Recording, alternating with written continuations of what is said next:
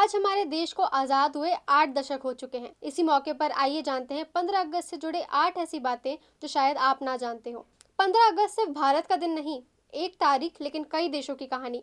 South Korea भी 15 अगस्त को अपना लिबरेशन डे मनाता है। 1945 में जापानी शासन से कोरिया की मुक्ति भी इसी तारीख से जुड़ी है। इतिहास की खूबसूरती कुछ ऐसी ही है, एक तारीख लेकिन कई कहानियां। 15 अगस्त 1947 को भारत आजाद हुआ, लेकिन क्या आपको पता है कि गोवा तब भी पोर्चुगीज रूल में था। जब ब्रिटिश इंडिया से चले गए तब भी गोवा पर पोर्चुगीज शासन जारी रहा। भारत ने गोवा के मुद्दे पर लंबे समय तक कटुनीति के रास्ते से समाधान निकालने की कोशिश की, लेकिन पोर्चुगल हस्तांतरण करने से इनकार कर रहा था। फिर आया दिसंबर 1961, इंडियन आर्म्ड फोर्सेस की कार्रवाई जिसे ऑपरेशन विजय कहा गया।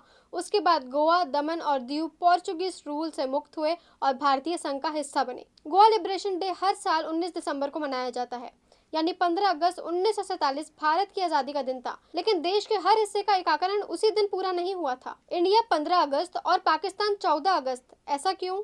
एक ही इतिहास, एक ही पार्टीशन, लेकिन इंडिपेंडेंस डे अलग अलग। आखिर क्यों? 1947 में ब्रिटिश इंडिया का पार्टीशन हुआ और इंडिया और पाकिस्तान दो नए देश बनाए गए। पाकिस्तान अपना इंडिपेंडेंस डे 14 अगस्त को मनाता है, जबकि भारत 15 अगस्त को। 14 अगस्त 1947 में पाकिस्तान में ट्रांसफर ऑफ पावर हुआ था। भारत में सत्ता हस्तांतरण 14 और 15 अगस्त की मिडनाइट के क्षण में किया गया। कुछ ही घंटे या कह ले एक दिन का फर्क दिखता छोटा है, लेकिन इसके पीछे ब्रिटिश इंडिया के विभाजन और सत्ता हस्तांतरण की पूरी कहानी छिपी है। हैदराबाद भारत का हिस्सा कैसे बना? ऐसी एक रियासत भी थी जो इंडिपेंडेंट इंडिया से तुरंत शामिल नहीं होना चाहती थी। हैदराबाद के निजाम स्वतंत्र रहना चाहते थे। बातचीत से समाधान नहीं निकलने के बाद इंडियन गवर्नमेंट ने ऑपरेशन पोलो के तहत सैन्य कार्रवाई की। इसके बाद हैदराबाद भारतीय संघ का हिस्सा बना, यानी आज का भारत केवल 15 अगस्त 1947 को नहीं बना, इसके बाद भी देश के एकीकरण की प्रक्रिया चलती रही। 500 से ज्यादा रियासतों को इंडिया में कैसे जोड़ा गया? आज इंडिया एक देश है, लेकिन 1947 में इसे एक साथ रखना कितना मुश्किल था। उस समय भारत में करीब 565 प्रिंसली स्टेट्स की इंटीग्रेशन की चुनौती थी। सरदार वल्लभ भाई पटेल और वीपी मेनन की भूमिका इस प्रक्रिया में बेहद महत्वपूर्ण रही। 15 अगस्त ने आजादी दी, लेकिन रियासतों की एकीकरण ने भारत की राजनीतिक एकता को मजबूती दी।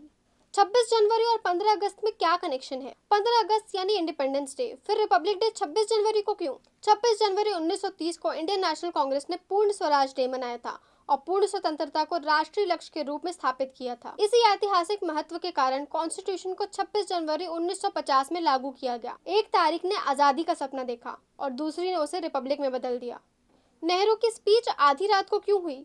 भारत की सबसे फेमस इंडिपेंडेंस स्पीच आधी रात को क्यों हुई? 14 और 15 अगस्त 1947 की मध्य रात्रि में सत्ता हस्तांतरण का ऐतिहासिक क्षण आया। इसी दौरान कॉन्स्टिट्यूएंट असेंबली का हिस्टोरिक सेशन हुआ और जवाहरलाल नेहरू ने अपना प्रसिद्ध ट्रिस्ट विद डेस्टिनी एड्रेस किया। रात के 12 बजे भारत का इतिहास बदल गया। आजादी के वक्त इंडिया की राजधानी क्या थी?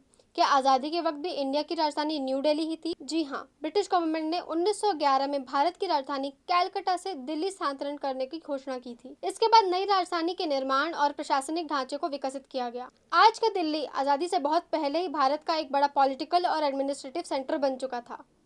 तो ये थी 15 अगस्त से जुड़ी कुछ ऐसी बातें जो आप नहीं जानते होंगे।